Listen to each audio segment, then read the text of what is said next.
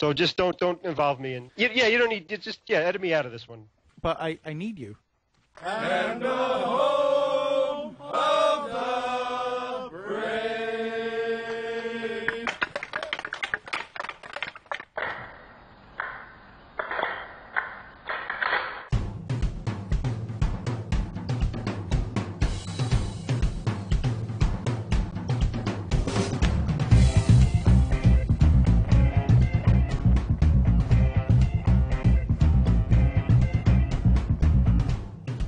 Game on!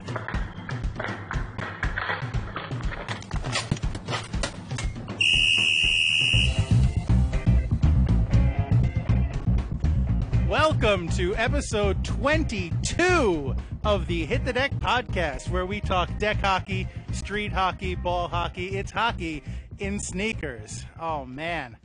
It has been quite a warm week here in New York, James. Would you agree? I agree 100%, and I think the sweat on my brow proves that. Yeah, well, you work hard, nose to the grindstone for your podcast, so...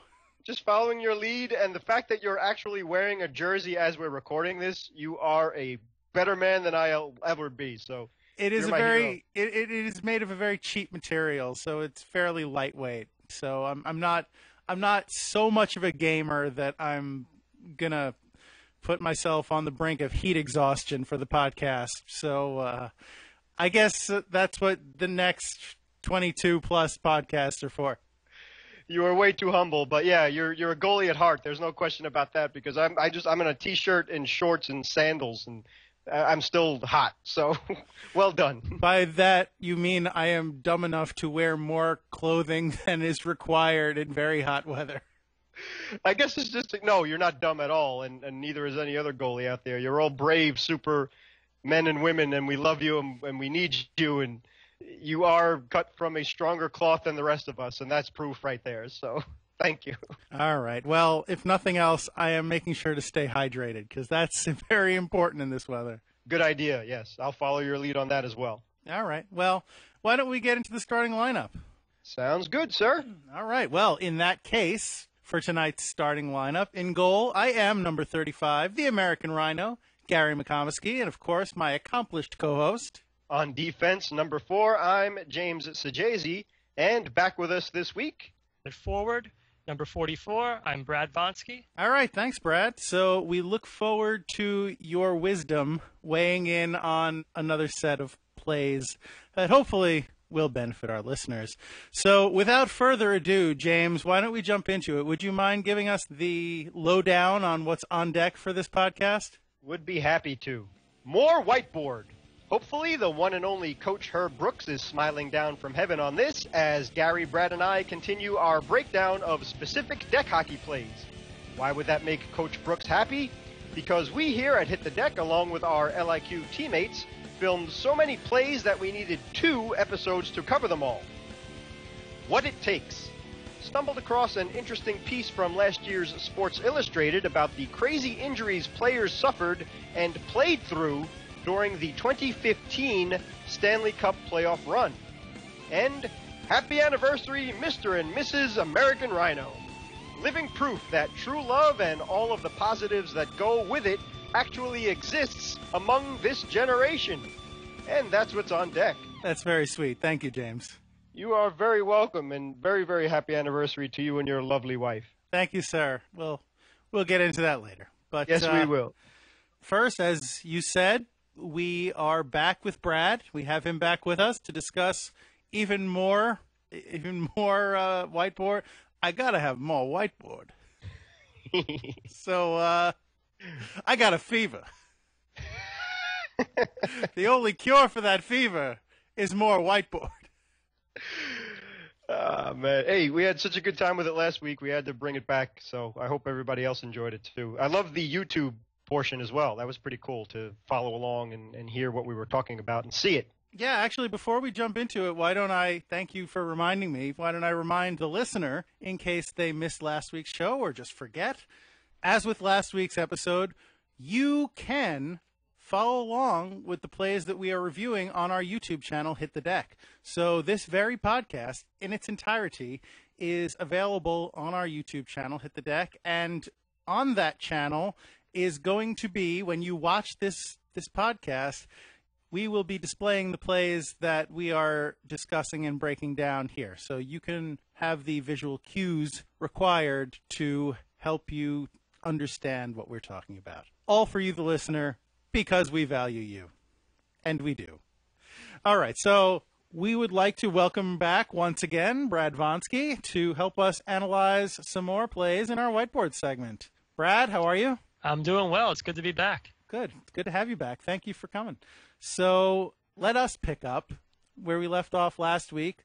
Last week, we broke down some breakaways and some 2-on-1 situations. So what we're going to pick up with this week is some situations where you have somebody who's really all over your goalie in the crease and how that unfolds. Now, the first play we're going to break down here is Brad is kind of in my face in the crease. He's backing up right on me. And James is defending the player coming in from high in a 1-on-1 situation, and they're going to try and score. So what happens is, again, Brad's standing in front of me. He's trying to block my vision while, I guess, simultaneously get a shot off.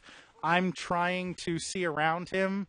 As a goalie, having someone stand right in front of you in the crease is really annoying and often very difficult to deal with. You just have to kind of move around as best you can, which is sometimes detrimental to your game because you're not in your best position necessarily. And if nothing else, it's distracting. So James is defending Joe from mostly off camera, but Joe gets a shot off. Looks like Brad, it's not a very fast shot. Brad is able to kind of step on it with his foot and try and tuck it in between my legs, 5-hole, and it kind of trickles through, and I'm able to spin around and drop and cover it. So, Brad, what are you looking to do here? All right, so here number one is, like you said, blocking your vision, screening the goalie.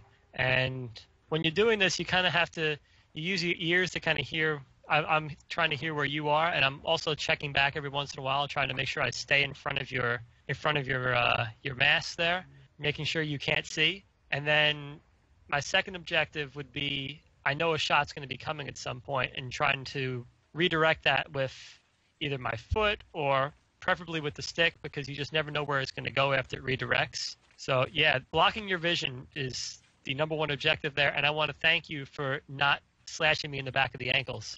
I'm not that kind of goalie. I believe in a clean game. I am a sportsman, sir. I appreciate that. No worries.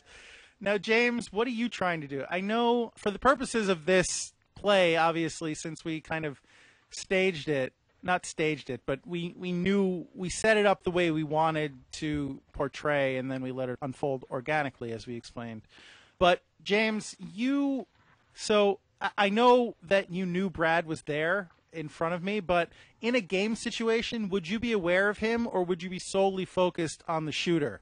Yeah, as a matter of fact, Rob is in the LIQ. That's his specialty, and that's one of the things that's frustrating about deck hockey is that there isn't offsides necessarily enforced, and that's frustrating. The reason why offsides is enforced is for that reason, so someone can't just camp out in front of your goalie and get a cheapie or whatever the case is. But, yeah, as a defenseman, you know if your goalie's getting screened, at that point you're kind of stuck as a defenseman because there's no one else to help you out behind you. So you have to try and play the puck again or the guy with the shot and hopefully get in the way so that the shot doesn't come through if they're trying a deflection shot or setting up a rebound or something for the guy in front of the goal and by the crease. So there's really not much you could do except for trying to lay it out or lift the stick and try and get control of the puck at that point. Why do you play the man with the puck instead of the man in the crease? Just out of curiosity. In that situation, again, because you can't hit, so the only way to get somebody, like Brad was saying, tongue-in-cheek, that he was grateful that you didn't take out his ankles or anything like that. Not that you would anyway, especially because we love Brad very much. But you can't hit in deck hockey, so you can't shove him as a goalie, and as a defenseman, you can't check him or hip check him or push him out of the way or whatever the case is. So that's why you're kind of limited, and one of the pitfalls of playing defense in deck hockey. All right, fair enough. So, well, actually, before I move on, is there a fear that if you move on to try and clear the crease, that you leave the goalie exposed, or you leave everybody exposed because you're not playing anybody for a second or two? Or is it just more beneficial to play the puck because you kind of have to have confidence in the goalie that he can handle the guy in the crease? What's the kind of risk reward there? Yeah, the last thing you want to do is be another body in front of your goalie to screen him even worse. So you're assuming that the guy with the puck is either looking for you to do that as a defenseman, so then either he can walk right in and get a clear shot that the goalie can't see because, one, the offensive player, and Brad in this case, is in his face, and then two, if I'm screening you as your defenseman, which is another huge nightmare for a defenseman and one thing that you just can never, ever do. So you're much more limited if you are to try and exactly clear the crease, and I don't think how would you feel about that, right? I mean, wouldn't you kind of be distracted or a little frustrated if your defenseman is standing right next to you or right in front of you and really kind of being not much of a help in that aspect, correct? Well, actually, that's we're going to touch on that a little bit in the very next play, but this is only me personally, I would defer to you as to knowing how best to stop the play from unfolding. I'm not going to question a defenseman, especially a defenseman who knows what he's doing, if he decides, the best way to prevent this guy from scoring is not to play the man but play the other guy. I would defer to your judgment on that, but I appreciate, as a goalie, I appreciate the fact that if you decide that you need to play the shooter, then you have your hands full and I have to kind of just deal with the guy in front of me because there's not a lot I can do about it. Yeah, same here. Like we said, I mean, we can't physically get him out of there. So, but let's see what happens when you do have another guy in the crease. So in this situation, James is still playing. Oh, actually, no, James isn't playing the shooter. He's standing in the back watching for some reason. I guess the way we set up this play was just the idea that the shooter would have a clean lane to come in. But Rob McCullough, who is longtime founding member of the LIQ, he's battling with Brad in front of me, and Joe is coming in on the side and trying to shoot. So again, Rob and Brad are having a very physical interaction in front of me in the crease, and Brad's trying to get around him to get open because in this situation, Brad is the offensive player and Rob is functioning as my defenseman. And what happens is, I guess I'm distracted by what's going on with the two of them, and Joe is able to walk in and kind of get a shot in next to the post. I'm not really sure what happened here from my perspective, but I can only imagine I was distracted, or I just flat out misplayed it. But either way, they're able to score in large part due to the battle that's going on next to me. So, I don't know. There we have it. Brad, what are you trying to accomplish here? How hard is it to try and set yourself up when somebody's physically manhandling you in front of the crease? And what is the benefit to staying there in that situation? In this situation, it's similar to what I was doing in the last video, which is my main objective is to screen you, to block your vision. And I guess Rob's main objective is to get me out of the way so you can see again. Right. So the fact that I'm battling there, number one, it's another body in front that the puck could deflect off of. But number two, just I know that if you can't see, it's going to be hard for you to stop the shot. Right, which is true. And actually, so just trying to stay in front. Yeah, actually, in the next video, which is quick, mercifully quick, one might say, but it's the same setup. Has the puck, and Rob and Brad are battling, and Joe comes in and just he's high at the point, and he just rips off a shot, goes right in. I never even saw it. I was completely screened from the two of you battling. So I guess that's really effective in some cases. So, James, I know you weren't the defenseman in this play, but what are you trying to do as a defenseman in that situation? Is it I'm trying to get rid of this guy, or is it more like Rob's a good offensive player, but he's not very defensive-minded, so I'm not going to necessarily take his actions here as the de facto kind of way that a defenseman might play this. What is your objective in that situation, James?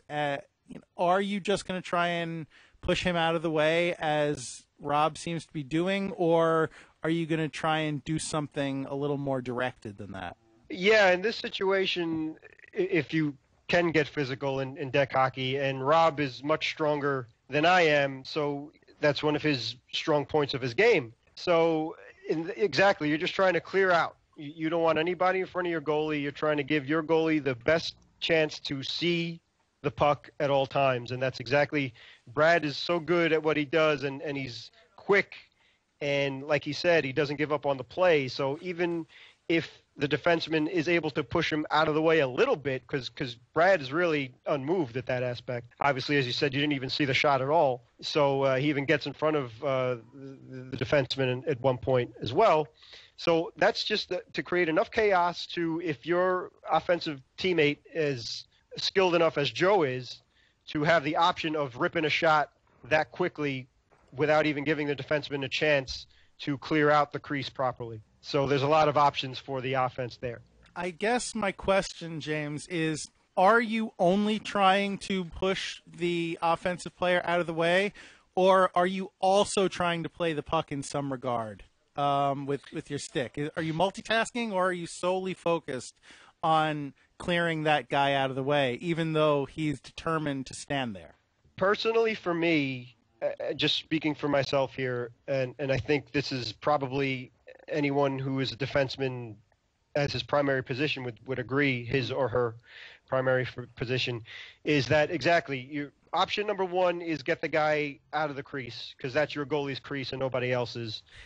But you are keeping an eye out where the puck is and who has the puck and what he or she is trying to do with it. So that's when you hear the expression going all out. So if you're not successful to get the offensive player out of your goalie's crease, that's when you have to make a decision that you have to block that shot at anything you can do. You get your face in the way, get your stick in the way, a leg. If you have to dive or whatever the case is, you do whatever you can. And hopefully, like Brad was saying before, that you don't have the puck deflect off of your foot or an ankle or your glove or something, that it would change the angle and direction and then leave your goalie hanging out to dry if he's on one side of the crease. So that's kind of the risk you have to take. But exactly, you're trying to do both. Exactly. You're trying to multitask. One more question before we move on. Yeah, sure. Sorry. So in this particular video, it looks like at the time the shot is taken, Rob is kind of turned sideways to the puck in an effort to shove Brad out of the way. Is there a benefit, or is that something that you would do, not keep yourself square to the shooter in pursuit of moving that person? Or do you, as a defenseman, make a more concerted effort to, even though you're trying to move him out of the way, you're also staying square to the puck and the shooter? Yeah, pardon the pun, but in Rob's defense here, he doesn't have his protective gear on. So that's why, and this was just for the purpose of, it wasn't an in-game situation. So in Rob's defense, he's a much better player than that. But exactly, you're trying to keep square. That's when you kind of turn a little bit into a goalie. You're trying to keep your body in front of the puck at all times. And that's when you could use your gloves, your stick, your face, whatever, if the shot gets off, to try and stop it, or at least give your goalie a chance to stop it as well. So, right, you're always supposed to keep your shoulders pointed towards where the puck is, like a goalie would, to obviously create enough area. Exactly, that's what you try to do, but it's to Brad's credit, because of how crafty he is and what a good player he is and how hard he is to knock off the puck. That's the pitfall, that if you're trying to do that, then maybe you might be out of position in that aspect, and that's what happened to the defenseman in this situation. Yeah, and as a goalie in that situation, really all I'm trying to do is pick up the puck amid the chaos that's unfolding in front of me, and clearly in this situation I was unable to do that. So kudos to the offensive players for doing what they set out to do. Exactly. Right, great. So why don't we move behind the net for a little sequence. Now, behind the net is, I lovingly refer to this as Brad's office. I guess I'm a nod to Wayne Gretzky, because in terms of the competition that I play against, he's the closest thing I have to a Gretzky. So, and when Brad is all alone behind the net with that puck, I have a bit of anxiety. So what's happening here in this particular play is it looks to me, and Brad's going to explain it a little better, but I'm hugging the post. Brad's, he's just got the puck. He's puck handling a little bit behind the net, trying to find an opening, it looks like. James is guarding Joe out in front in the crease/slot area. Brad, what are you trying to do here? Well, here I do like to set up behind the goal because it gives you a lot of options. But in this particular play, James has Joe covered very well. So my only option here, since I don't have someone else to pass to in this particular situation, I actually try to hit James in the back with it and hope that it rolls in off of him somehow. And I think what eventually happens is it hits James and kind of drops down, and Joe's able to get a shot off. Yeah. Okay. So it looks like it hits James and drops, and you kind of are able to follow up on the play and shovel it to Joe out front. Yeah, that seems to be what's happening there. Yeah, so, but okay, on a play like this, when you really don't have an option, you usually want to go for maybe the wraparound there, but you've got the post covered really well on both sides. Yeah. So the only option there is just to try to get it in the goal any way possible, which would be banking it off of someone in front. Okay. Now, James, I'm not sure. I mean, obviously, you're defending Joe, and you're doing so very well. Is your focus solely on him, or are you aware at all of what Brad's doing behind the net? It looks like you're pretty solidly focused on Joe. Yeah, in this situation, we were trying to show an example, which Brad actually did this at least once. I think he did it twice off of me in real game situations, that he banked the puck off of me and it went in, and I have nightmares about that. But in this aspect, yes, you're trying to focus on the player in front to make sure that he's not wide open. Also trying to block the unguarded side of the goal because, as Gary's properly doing, watching the player behind the net, you have to hug one of the posts at any given time. You do know that there's a player back there. Absolutely you do. So when you're by yourself as a defenseman and nobody else to flush him out or help out, you kind of have to make a decision. So either you risk going behind the net and trying to control the puck that way, or at minimum you try and take away the option of a pass and leaving Joe to shoot at. Okay, yeah, and I guess try and go post to post as best you can and keep track of where the puck is going. I think partly because I am trying to keep track of where the puck is behind me, but I'm also focusing on Joe, on that guy in front. Even though I know you have him covered, I also know that's likely where the guy behind the net is trying to go. So I have to try and make sure that I'm in a position to stop him if the puck does squirt out and wind up on his stick in front of the net.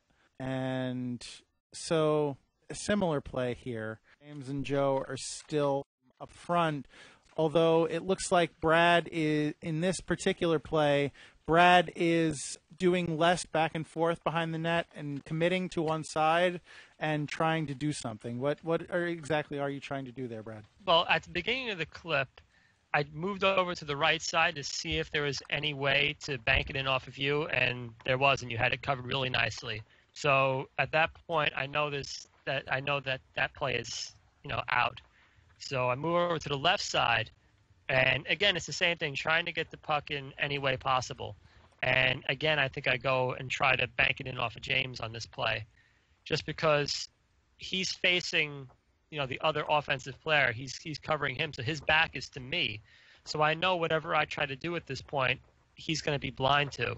Mm-hmm. So banking it off of him is a way to, number one, get it out in front, and also it could roll in the net. You might have trouble covering it. It might squirt loose to someone else. You just never know what's going to happen. So, the old adage, always put the puck on the net, kind of works here.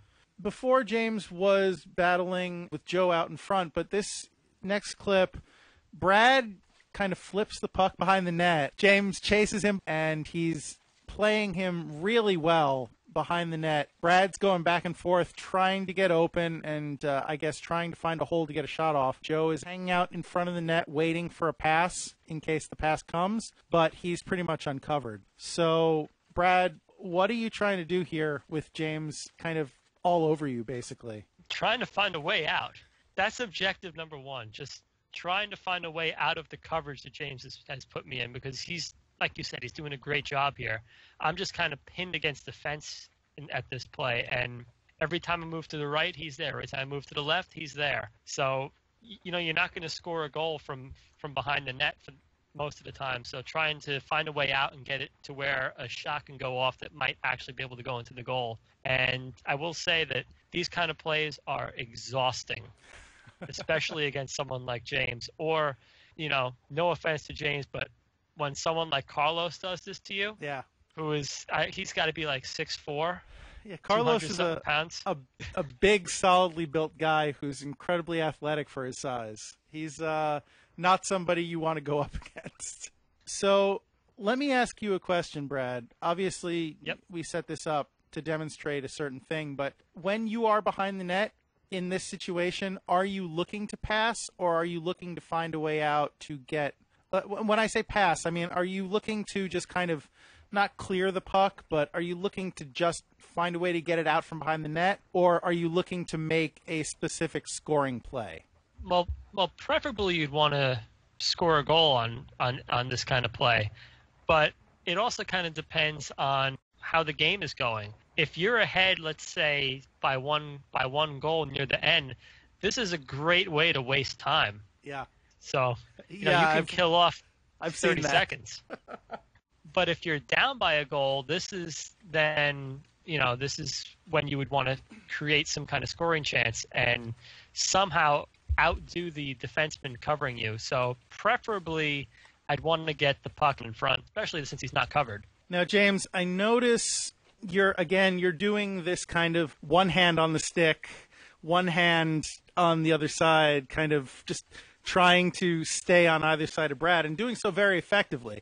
But what's your mentality here? Obviously, cover the man, but are you trying to do something particular? Are you trying to force him to one side, or is it just contain him at all costs?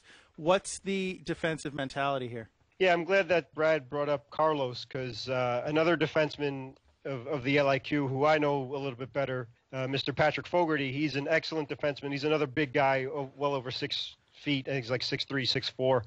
So he would be able to play that a lot better than I would. In my situation, because I'm not a big guy and I'm not going to be physically pushing anybody off of the puck, I'm trying to make myself as big as possible. So using the stick to try and either lift Brad's in this case or the offensive player and either knock the puck away or try and knock his stick away and control the puck and go from there.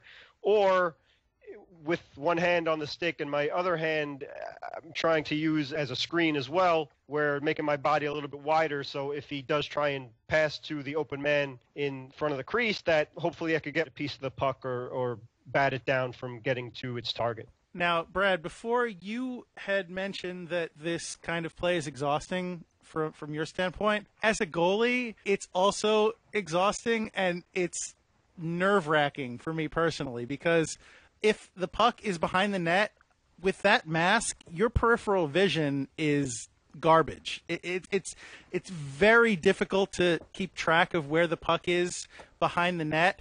So I can't just kind of sneak a peek. I have to keep physically turning my head to the side.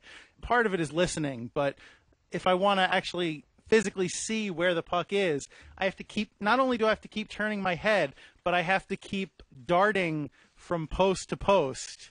And that's like, I would much prefer a play where a player is just kind of forced to one side of the net, because I can cover that side and just deal with the play how it unfolds.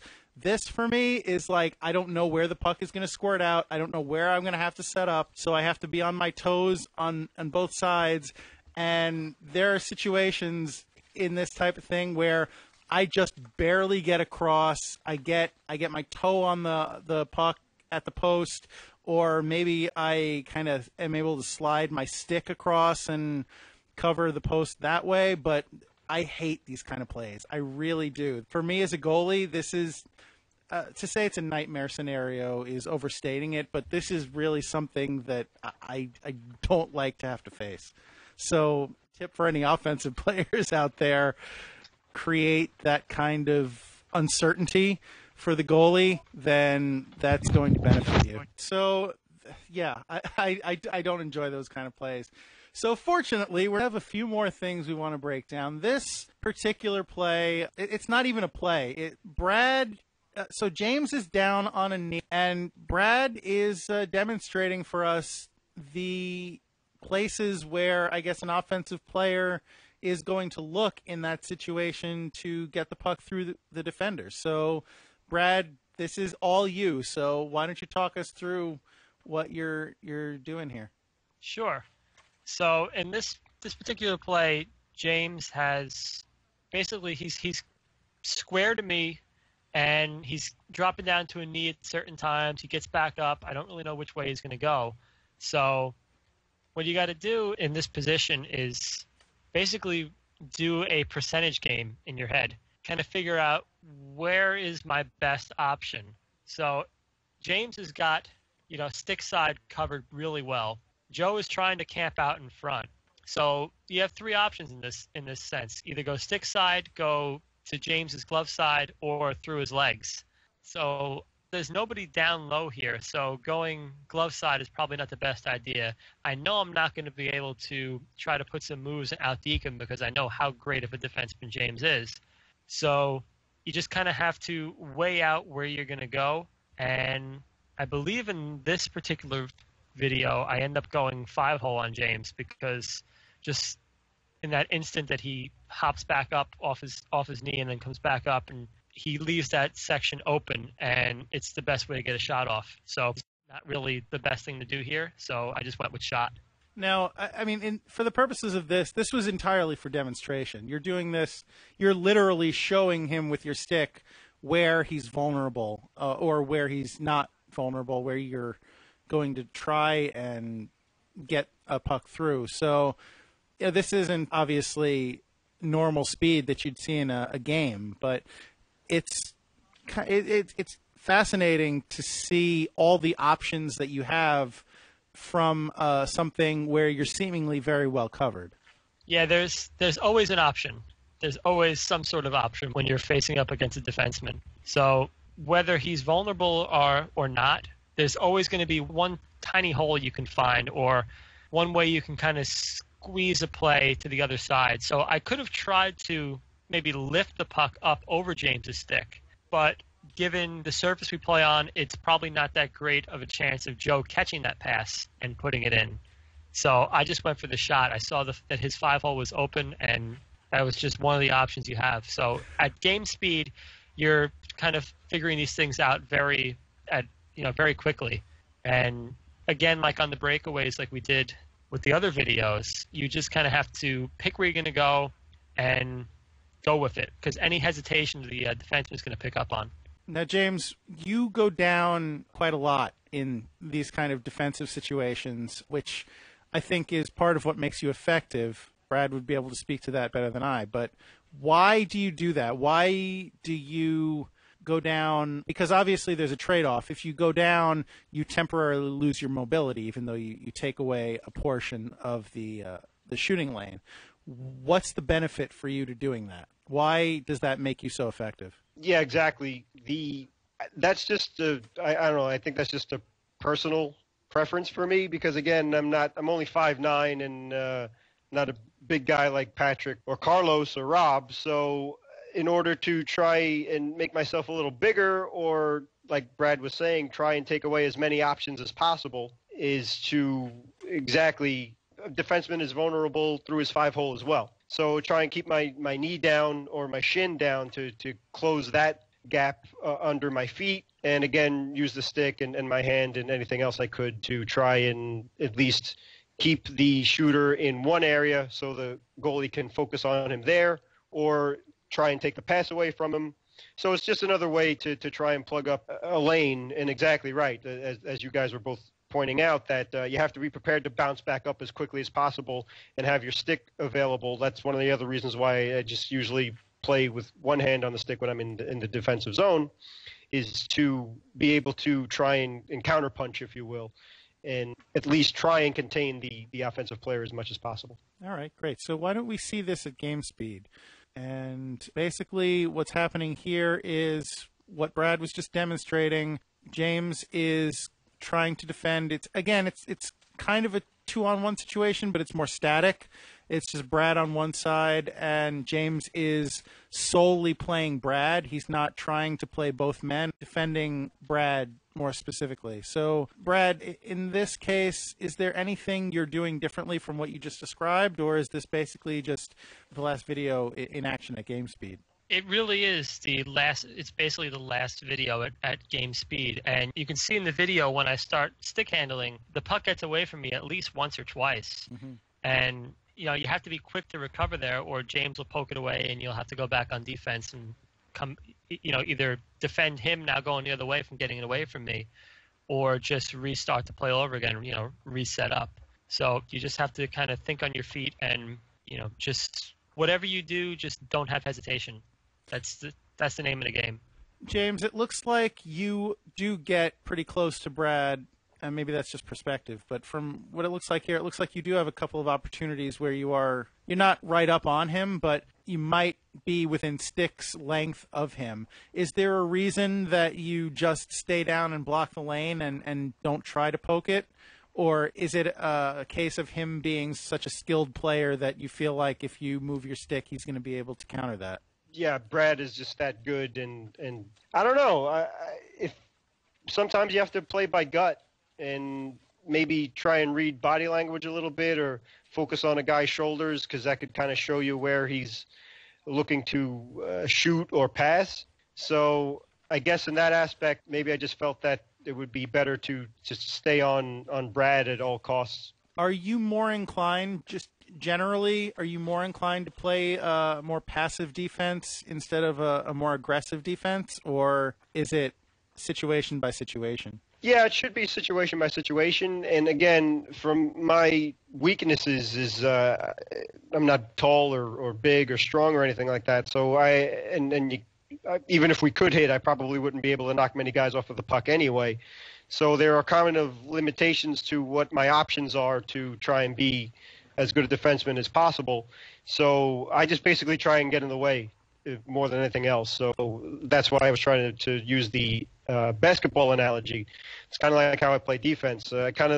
Maybe I give too much space to the opposition and should focus more on trying to just play the puck or lift a stick or do something like that. So I'm in what I can do basically physically more than anything else. So, but yeah, you try and adapt and not be predictable either, because especially a shooter that's as good and as skilled as Brad, if he sees a pattern, he knows what to expect and he knows how to get around that. So as a defenseman, and the same thing for a shooter as well, as Brad was saying with his different options that he could go over, is you try and maybe hold a little trick back in your back pocket as to maybe you'll break out trying to play the puck one instance, or you'll dive in another instance, or try and lift the stick or something like that. So yeah, you got to go situation to situation and make sure that you always give the best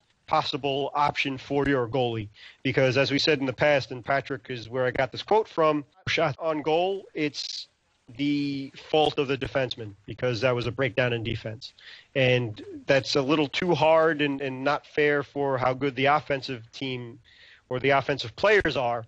But that's kind of the mentality, is that as a defenseman, you're there to make sure that no shots ever get put on goal. Of course, that's impossible, but that's what your objective is. All right. Well, let's go last clip. Very similar to the clip we just kind of analyzed. But in this one, again, James is covering Brad very tightly. And it seems like, Brad, you're having a little more difficulty getting anything going. Although James seems to be, in this situation, James seems to be covering you more vertical and not going down. Is there a reason, James, that you would opt not to go down in that situation?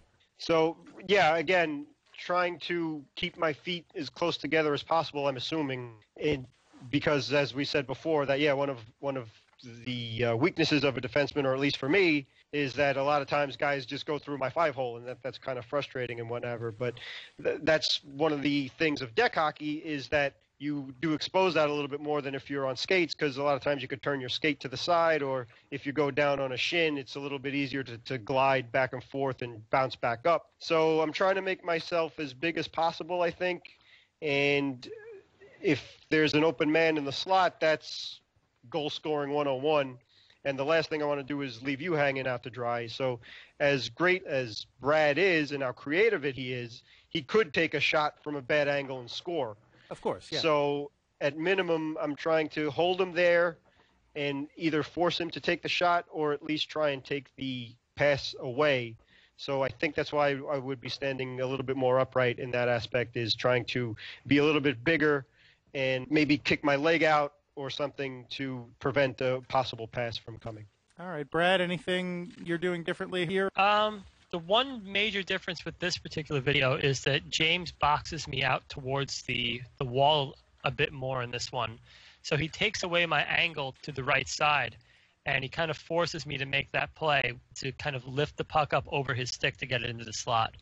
So rather than having options here, James's defense actually forces me into one play. Okay, great. So thank you both. I hope the listener finds that 2 weeks of this has been worth it.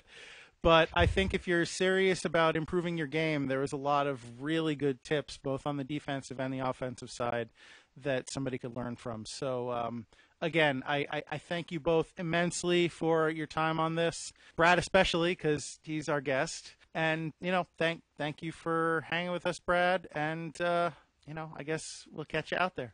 Yep, I was happy to do it. All right, thanks, buddy. And we also appreciate the goaltending's point of view, too, so you deserve the kudos as well, Gary. De nada, as they say.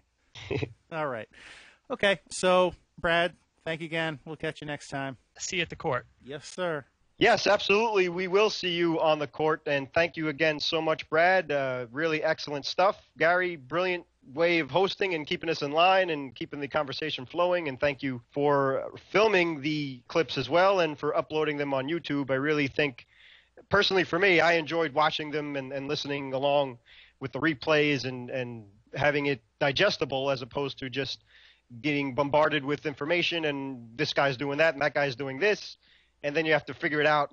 But hopefully, and again, we'd love to hear from you too, the fans out there. And Gary always goes at the end of the show with how you can contact us in many ways.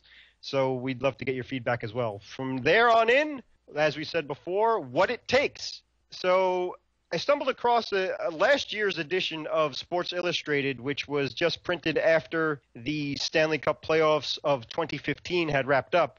And there was an interesting article in there, and Gary and I will post the picture of it, where it's a diagram of a body. And on that body, it shows you various injuries that various players suffered during the 2015 Stanley Cup playoff run. Now, sorry, James, just to interrupt briefly regarding that picture, it should be up on our Instagram at Hit the Deck. And if you are, in fact, viewing this podcast on YouTube, you should be seeing it right now. Thank you very much, sir. Sure. Sorry to interrupt. Please continue. No, not at all. It's another excellent assist for the Rhino Mac. So as you will see, or you can see, each injury is diagrammed on that particular drawing. So people who had shoulder injuries or torso, knees, ankle, foot, arm, head, so on and so forth. The thing I do like about it is that they had sense enough to put a playoff beard on the body. So that was a nice touch. But the illustration is, let's just say, inaccurate in another area, because you need a huge set of guts to play in the NHL. So I think they got that a little bit wrong. But, yeah, huge guts to play in the NHL. Actually, Anyhow, Ken doll anatomy notwithstanding, I think that guy actually looks a little bit like our own LIQ Carlos. Yeah, is he 6+ and scary? So that's true. He could probably be on this list as well. But the point of the article and the diagram is that NHL players are supermen, and in order to get to the NHL is impossible. To compete in the Stanley Cup playoffs, which can last 2 months long, is just plain superhuman. And to put it in perspective, out of the 19 players listed here that suffered injuries, some being very severe, some, well, I think they're all severe in one way, shape, or the other, but 12 of them 12 of them missed 0 games at all. Jeez. Yeah, and the 7 who did miss games, just to really nail it home, Shea Weber missed 4 games because of a dislocated kneecap. I don't even want to go near what kind of pain that is. 4 whole games for a measly dislocated knee? Yeah, I mean, forget about walking. Forget about skating, I should say. The guy couldn't even walk. So that's how they got him out of, 4 games.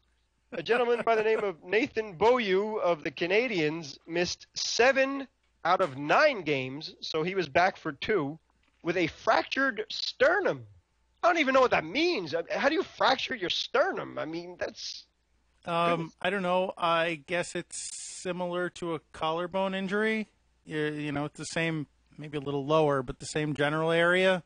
Probably a hard check, got hit in the chest or, the upper what have you, and I don't know. Right. And as you know, for anybody listening out there who's not familiar with Gary and I yet, Gary and I can ice skate. And he says charitably. Yeah, well, whatever. You're too humble for your own good. Anyway, while you're in an ice skating position, hockey anyway, I know that the skates are a little bit different for figure skating, but for hockey skates, your proper form is you're bent down and in a kind of like a crouching position almost. And your lower back and your upper body and your legs are all those muscles are being fired all the time. Mm-hmm. And you need to breathe. So having a fractured sternum, I don't know how you can skate, how you can play hockey. And in the postseason, it's just to a whole other level. Really intense and ridiculous. So then the final injury on this list, which Gary and I, it hit home to us because we're Ranger fans, Mats Zuccarello was out for the remainder of the playoffs. He was hit in the head in the first round Game 5 clinching game when the Rangers beat the Penguins in 2015. And he was wearing his helmet. Still, he suffered a skull fracture. He had a brain contusion. Yeah, that whole thing was scary. Yes, and he was unable to speak for 4 days. Again, he was wearing his helmet. Gary and I saw the play live. I'm sure every other Ranger fan saw it live, and NHL fan did too. Absolutely insane. And that's what it takes to get these guys out of the lineup. They are just ridiculous supermen. Although Zuccarello played a pretty decent season this year, so he bounced back. So good on him. Yeah, considering that he had to relearn how to speak, for crying out loud. So how he was able to play hockey again is beyond me. But I guess if you asked him personally, he probably would have liked to have kept his hockey skills and at the expense of his speaking skills. But thank God he's able to do both, and hope he has a great career for the rest of his NHL days. God willing, yes. So from there, again, very happy anniversary to you and your missus. Oh, thank you, sir. On behalf of my missus and I, we accept. Excellent. As fans of Hit the Deck know, it is an honor and blessing to be friends of Gary and Jen's. And obviously, because they are such wonderful people, they are also huge hockey fans and are raising their family that way, the right way. So we thank you for that, too, starting a whole other generation of hockey fans out there. Well, it's really it would be hard not to. I mean, as you said, we're both such big hockey fans. Obviously, our daughter Julia is going to be exposed to it, so it's just, again, it would be hard for her not to be brought up as a hockey fan. And of course, as she gets older, she can make her own decisions. I think I will do my best to encourage her along the right path, but we have to love our children no matter what they choose. So we will see what happens. You are a fine father, and Jen is a wonderful mother. So you're already off on the right track. Thank you. And yeah, that's wonderful that they have the option, but it's, as a parent, it's your duty to bring them up right. So that's great that you have the sense enough not to force it on them. Where we've brought this up in past Hit the Decks too, referencing the movie Field of Dreams, where Kevin Costner's character resented having a catch with his father because his father was too hard on him to want to play baseball and become a major leaguer, or because he was living vicariously through his son, whatever the case is. So Gary is not the type to fall for that trap at all. No. And well done with that. So thank you. No, I live vicariously through myself by pretending I'm a hockey player on the weekends. Well, you got me fooled because you look like a hockey player to me, and you play like a hockey player, and you speak like a hockey player, and you have the attitude of a hockey player, and the toughness above all, you have the toughness of a hockey player. Well, thank you, sir. You are welcome. I raise my glass to you. And I to you and everybody else listening out there as well. So thank you, and hopefully everybody could follow your example of what it is to be a true team and what it is to have true teamwork. And the quintessential example of that is a good marriage. And that's what you have, and long life to you both, and great health and success and all the best for many, many, many, many, many future anniversaries. Well, thank you. I couldn't ask for a better partner on our parental pair, I guess. She does all the hard work. Again, your humility is showing, but that's not taking anything away from Jen. No, she really does do all the hard work. And I love her for it, and I'm blessed to have her. But thank you for the kind wishes. It is actually today, as this podcast drops, is my anniversary. So I intend on going out and having a nice dinner with my wife, and thank you all for your kind wishes. And I don't really have any way to end this sentiment. So, well, hey, if you happen to be at the restaurant and you see Gary and his lovely wife, buy him a drink or just come by and say hi and happy anniversary. No autographs, please. I'm with my family. That's right. Yeah, let them enjoy their meal, please. If you're very, very nice, maybe I'll give you a picture opportunity later. I'm sorry. Last minute remaining in the podcast. All right. Well, thank you so much for listening to another episode of Hit the Deck. I hope you found the plays useful. I hope you found the banter tolerable. And I hope you come back next week. Of course, we would also like to thank Brad Vonsky for being a part of the podcast this week. We'd like to thank Pops for being the voice of the podcast, the LIQ for sound effects, Anthony Sajazi for music used in the podcast. Once again, thank you for listening. Really, we wouldn't have a podcast without you, and we genuinely appreciate it. If you would like to contact us, please do so at hitthedeck@gmail.com or on Twitter at hitthedeckpod. Instagram and Facebook, we are at Hit the Deck, and as mentioned, we now have a YouTube channel, Hit the Deck, where you can leave a comment on the video for this very podcast. James, have I forgotten to plug anything? You've hit it all. Just wanted to add Stitcher and iTunes to please subscribe, as you always so graciously ask the people to do. Yes! And please do, and hope to hear from you, and thanks for listening. Great assist, buddy. Thank you. Thank you for the warm wishes. Thanks for being a part of the podcast with me. And thank you for living the advice, which I so lovingly dispense every week on the podcast when I say, remember, it's deck hockey. Don't be that guy. Thanks, everybody. And we seem to have lost James. I thought maybe revealing the tricks of the trade about what goalies are vulnerable to offended you so deeply that you couldn't take it anymore. Yeah. What am I even doing here?